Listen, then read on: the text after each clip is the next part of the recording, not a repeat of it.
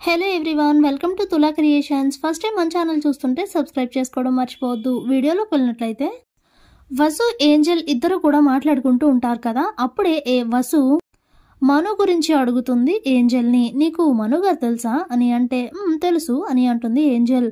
అవునా, అసలు అతను ఫ్యామిలీ బ్యాక్గ్రౌండ్ ఏంటి, తను ఇంతకుముందు ఏం చేసేవారు ఏంటి అని అడుగుతూ ఉంటే హలో ఆకు వస్తారా, నువ్వు అడిగిన అన్ని క్వశ్చన్స్కి ఆన్సర్ నాకు మాత్రం ఎలా తెలుస్తుంది? నిన్న నేను రాగానే నువ్వే కదా మనుని పరిచయం చేశావు, అందుకే తెలుసని చెప్పాను, అంతకుమించి నాకు మాత్రం ఏం తెలుసు చెప్పు అని ఏంజెల్ అంటే అప్పుడే డోర్ దగ్గరికి మను వస్తాడు.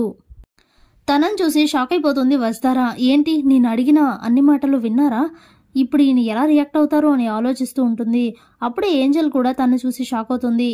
ఇంతలో మను లోపలికి వచ్చి ఏంటి మేడం ఇది, మీరు ఇలా చేస్తారని నేను అస్సలు ఊహించలేదు తెలుసా అని అంటే అప్పుడే వసు చాలా కంగారు పడుతూ నేనేం చేశానండి, దేని గురించి అని అంటే ఎగ్జామ్స్ వస్తున్నాయి కదా, దానికి సంబంధించిన అన్ని విషయాలు మీటింగ్ పెట్టుకుని డిస్కస్ చేసుకుందాం అనుకున్నాం కదా, మీటింగ్ టైం కూడా అవుతుంటే మీరు ఇంకా ఇద్దరు కూర్చొని మాట్లాడుకుంటూ ఉంటే ఎలా మేడం అనేసరికి ఓహ్ దాని గురించా అనుకుని చాలా రిలాక్స్డ్గా ఫీల్ అవుతుంది వస్తారా. మను గారు మా ఇద్దరు మాటలు వినలేదు, అదే చాలు, వింటే ఇప్పుడు తను ఏమనేవారో, ఎలా మాట్లాడేవారో, ఎలా ఆలోచించేవారో ఏంటో అని అనుకుంటూ అదేం లేదు సార్, ఇంకా మీటింగ్కి టైం ఉందనే ఆగాము, వెళ్దాం పదండి అని చెప్పి ఏంజెల్ వసు మను ముగ్గురు కూడా మీటింగ్ హాల్కి వచ్చేస్తారు. ఇంతలో board of directors, college staff మొత్తం అంతా రావడంతో కమింగ్ ఎగ్జామ్స్కి సంబంధించిన అన్ని విషయాల్ని డిస్కస్ చేసుకుంటారు. మను కూడా కాలేజ్ విషయాల్లో చాలా బాగా ఇన్వాల్వ్ అవుతూ తన ఐడియాస్ని కూడా చాలా మంచిగా ఎక్స్ప్లెయిన్ చేస్తూ వసుకి చాలా బాగా హెల్ప్ఫుల్గా ఉంటారు మను. ఇక మీటింగ్ అయిపోయిన తర్వాత అందరూ కూడా ఇంటికి వచ్చేస్తారు. ఇంతలో శైలేంద్ర ఇంటికి వచ్చి దేవయానితో చాలా హ్యాపీగా మాట్లాడుతూ ఉంటాడు.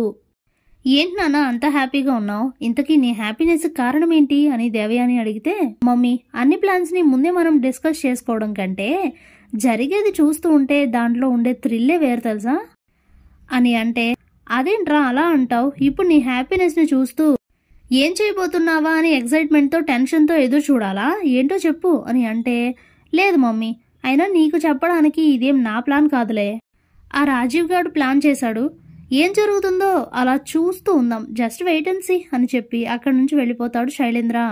ఇక దేవయానికైతే ఏమీ అర్థం కాక ఏంటో ఇదంతా, చూద్దాం ఏం జరుగుతుందో అనుకుంటూ ఉంటుంది. ఇంతలో దేవయాని ఇంట్లో డిన్నర్ చేసి అందరు నిద్రపోతూ ఉంటారు. కానీ శైలేంద్ర మాత్రం చాలా హ్యాపీగా ఫీల్ అవుతూ అసలు రాత్రంతా కూడా నిద్రపోకుండా అటు ఇటు తన రూమ్ లో తిరుగుతూ ఉంటాడు. ఇంతలో ఉదయం అవుతుంది. ఉదయాన్నే అనుపమ లేచి చూసేసరికి వస్తార్ ఇంట్లో ఎక్కడ కనిపించదు. ఎక్కడికి వెళ్ళింది వస్తారా పొద్దున్నే అని ఆలోచిస్తూ ఉండగా ఇంతలో మహేంద్ర కూడా నిద్ర లేచి రావడంతో తనతో కూడా చెప్తుంది. ఏంటి వస్తారా ఏమైంది అని చూస్తూ ఉండగా ఇంతలో వస్తారా చాలా హ్యాపీగా నవ్వుతూ వస్తూ ఉంటుంది. ఏంటమ్మా వసు పొద్దున్నే ఎక్కడికి వెళ్ళావు అని అంటే మావయ్య నేను ఎప్పుడు బయటికి వెళ్ళాను, ఏం జరిగింది అనేది పక్కన పెడితే నేను చాలా హ్యాపీగా ఉన్నాను, ముందు నా హ్యాపీనెస్ కారణం ఏంటో అడగరా అని అంటే ఏంటమ్మా వసు అని అడుగుతారు మహేంద్ర. ఈరోజు రేపట్లోగా మనం అందరం శుభవార్త వింటాం మావయ్య, త్వరలోనే జగతి మేడం కేసు విషయంలో అన్నీ చేసింది శైలేంద్రే అని తెలిసిన ఇన్నాళ్ళు ఆధారాలు లేవు కదా, ఇప్పుడు అన్నింటికి ఆధారాలు దొరుకుతాయి, త్వరలోనే శైలేంద్ర జైలుకి వెళ్లబోతున్నాడు, తను జైల్లో ఉండగానే రిషి సార్ ఎక్కడున్నారో వెతికి తీసుకువచ్చి అన్నింటికి కారణం శైలేంద్రనేనని రిషి సార్ ముందు ప్రూవ్ చెయ్యబోతున్నాను మావయ్య అని అంటే అమ్మ వసు ఏం చెప్తున్నావు, అసలు ఇదంతా ఎలా సాధ్యం, ఉన్న బలంగా నువ్వేంటి ఇలా మాట్లాడుతున్నావు అని అంటే ఏం జరిగిందో తెలుసా అంటూ జరిగింది చెప్తుంది వసు. నిన్న నైట్ వస్తారా తన రూమ్లో అటు ఇటు తిరుగుతూ ఉండగా ఇక తనకి ఎంత మాత్రం నిద్ర పట్టకపోవడంతో వెంటనే కాలేజ్కి అయితే వెళ్ళిపోతుంది వస్తారా. కాలేజ్ లోపల ఉన్న వస్తారను చూడకుండా రాజీవ్ వసు మనుల ఫోటోని పోస్టర్లుగా వేయించి కాలేజ్ గోడలపై అతికించాలని కాలేజ్కి అయితే వస్తాడు. ఇక ఆ చీకట్లోనే రాజీవ్ ఆ పోస్టర్లను కాలేజ్ గోడలపై అతికిస్తూ ఉంటాడు. ఇంతలో కాలేజ్ స్టెప్స్ పైన కూర్చున్న వస్తారా ఆ శబ్దాన్ని అయితే గమనిస్తుంది. ఏంటి ఏదో శబ్దం వస్తుంది అనుకుంటూ వసు రాజీవ్ దగ్గరకు వస్తూ ఉంటుంది. పోస్టర్లు అతికించడం కోసం తన మొబైల్లో ఉన్న టార్చ్ ని ఆన్ చేసి రాజీవ్ అయితే పోస్టర్లు అతికిస్తూ ఉంటాడు. ఇక ఆ వెలుగులో దూరం నుండే రాజీవ్ని చూస్తుంది వసుధార. ఒక్కసారిగా స్టన్ అయిపోతుంది. ఇక ఆ ఫొటోస్ని కూడా చూసి పెద్ద షాక్ తగులుతుంది వసుకి. తనలా అంటిస్తూ ఉండగానే ఇంతలోనే శైలేంద్ర కాల్ చేస్తాడు రాజీవ్కి. అప్పుడే తనతో మాట్లాడతాడు రాజీవ్.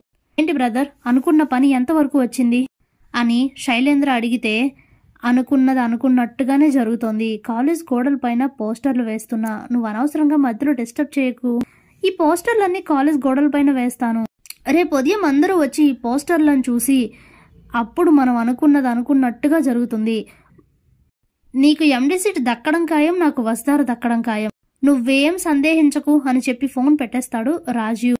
ఇక ఆ మాటలు వినగానే స్టన్ అయిపోతుంది వసుధార. అంటే శైలేంద్ర రాజీవ్ బావ ఇద్దరూ కలిసే ఇదంతా చేస్తున్నారనమాట. వీళ్ళిద్దరికి ఇప్పుడు చెక్ పెడతాను అని చెప్పి సైలెంట్గా ముకుల్కైతే మెసేజ్ చేస్తుంది వసుధార. వెంటనే ముకుల్ తన టీంతో వచ్చేసరికి రాజీవ్ అయితే ముకుల్కి అడ్డంగా దొరికిపోతాడు. ఆ విషయం చెప్తుంది వసు, మహేంద్రకి, అనుపమ ఇద్దరికి. అప్పుడే అనుపమ చాలా హ్యాపీగా ఫీల్ అవుతూ, అయితే మనకి మంచి రోజులు వచ్చినట్లే, కోరుకున్నది జరుగుతున్నట్లే, నువ్వు ఆ టైంలో కాలేజ్కి వెళ్ళడం కూడా మంచిదే అయింది వసు అని అంటుంది అనుపమ. చాలా చాలా హ్యాపీగా ఫీల్ అవుతూ ఉంటారు అందరూ. Thanks for watching.